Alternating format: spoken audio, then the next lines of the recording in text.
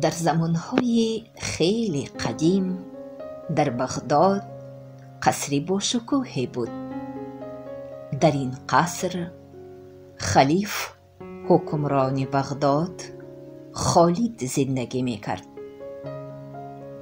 روزی خلیف خالد در خانه‌اش نشسته استراحت می کرد که وزیرش منصور به نزد او در آمد تا به او از نویگری های شهر قصه ها کند. اعلی حضرت، در بیرون قصر سوداگری آمده است که مالهای خوب و کمیاب دارد، گفت وزیر. خلیف خالد سوداگر را به درون دعوت کرد و از او یک تپانچه و شانه زیبایی را خرید. در میان چیزهای سوداگر خلیف خالد یک صندوقچه عجایبی را با نقش و نگار و کتیبه ناشناسی دید. صندوقچه نرخ ارزانی داشت و خالد آن را خرید. خالد و وزیرش هرچند نوشتجات روی صندوقچه را کوشش کردند خوانده نتوانستند. خالد فرمود که دانشمند پیر سلیم را دعوت کنند تا آن را بخواند. اگر این نوشتجات را بخوانی خلعت خوب مکافات میگیری، گفت خلیف. سلیم پیر دانشمند خیلی زحمت کشید و عاقبت دانست که نوشتجات با خط لاتینی است. در صندوقچه چنین نوشته شده بود: هر کسی که این صندوقچه را بوی بکشد و کلمه سحرناک را بگوید، به دلخواه جانزاد خواستش مبدل می شود. کلمه سحرناک معتبر است. سلیم دوام نوشته ها را خواند.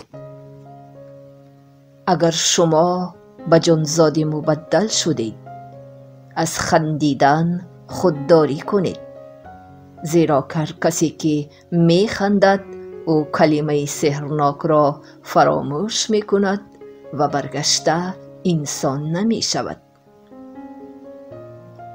خلیف و وزیرش به صحن باغ برای سیر و گشت برآمدند و صندوقچه سحرناک را با خود گرفتند. در ساحل کوه آنها دو لکلک را دیدند که با هم با زبان لکلک ها صحبت داشتند.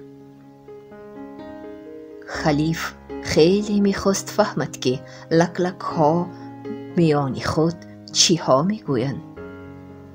خلیف و وزیرش خاکه صندوقچه را بوی کشیدند و کلمه سحرناک را به زبان آوردند. معتبر. و همان زمان به دو لکلک تبدیل یافتند. آنها به صحبت لکلک ها گوش دادند. یک برده‌یک از این گوشت قورباغه بخورید، می گفت یک لکلک به دیگرش. نه به من زیاد خوردن ممکن نه، می گفت لکلک دوم. این بیگاه من در نزد مهمان ها باید برقصم. اگر بسیار خورم حرکت هایم موزون نمی شود. و لکلک دوم به رقص در آمد. خلیف خالد و وزیرش به رقص لکلک دوم به جست و خیز او می نگریستند و از خنده رودکن می شدند. بیچاره ها آنقدر خندیدند که کلمه سحرناک را از یاد بردند. هر قدر که کوشش می کردند کلمه سحرناک به خاطرشان نمی آمد. بیچاره خلیف و وزیرش روز دراز در صحرا این طرف و آن طرف می گشتند. خوراکشان آب و علف ها بود. قورباغه ها را بینند دلشان به حضور می شد. یگانه دلخوشی این بیچاره ها پریدن بود. آنها پریده به بغداد آمدند و دیدند که در کوچه های شهر مردم زیاد جمع آمده و داد میزنند: زنده باد میرزا حاکم نو بغداد، عمرت دراز و دولتت بیگزند باد حاکم نو ما. زنده باد میرزا، زنده باد میرزا. گفت خالد، من اکنون میفهمم که شاید همین میرزا ما را فریب داده، ما را جادو کرده باشد.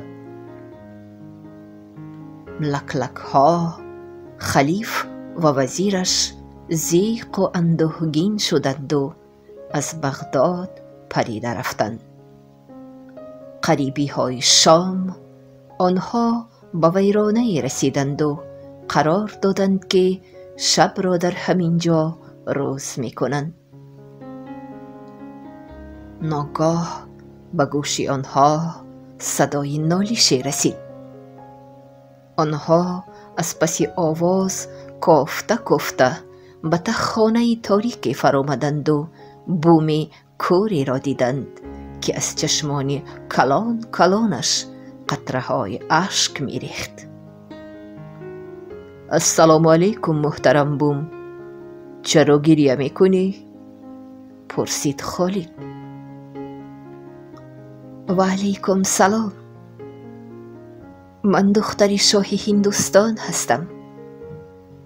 جادوگری بدکش میرزا مرا با جادو به بوم تبدیل داد، چون که من با او به شوهر برآمدن نمیخواستم. گفت بوم. او به من گفت که اگر کسی مرا در همین حالت به زنی نگیرد، من در همین جا یک عمر بوم میمانم. هر ماه میرزا یک بار با دوستانش به اینجا می آید و بزم می آراید. گفت بوم شاه دختر. حاضر نیست او در همین جا. لکلک ها و بوم از سوراخی دیوار دیدند که میرزا خلیف نو بغداد با دوستانی جادوگرش بزم دارند. در دسترخوان آنها ناز و نعمت‌های دنیا فراهم آورده و آنها با هم شراب می نوشیدند. خلیف نو شراب زیاد نوشیده مست شد و نقل کرد که چگونه خلیف خالد و وزیر او را فریب داده به لکلک تبدیل داد. آنها این دو احمقها کلمه سحرناک معتبر را فراموش کردند. مستانه میخندید میرزا. لکلک ها خلیف و وزیرش گپی میرزا را شنیدند و زود به بیرون دویدند. بوم بیچاره به زور از پی آنها رسید. در هوای کشاد آنها 3 مرتبه سرهایشان را خم کرده بال و پر زدند و به زبان آوردند معتبر و به اصل قدیمیشان برگشته انسان شدند.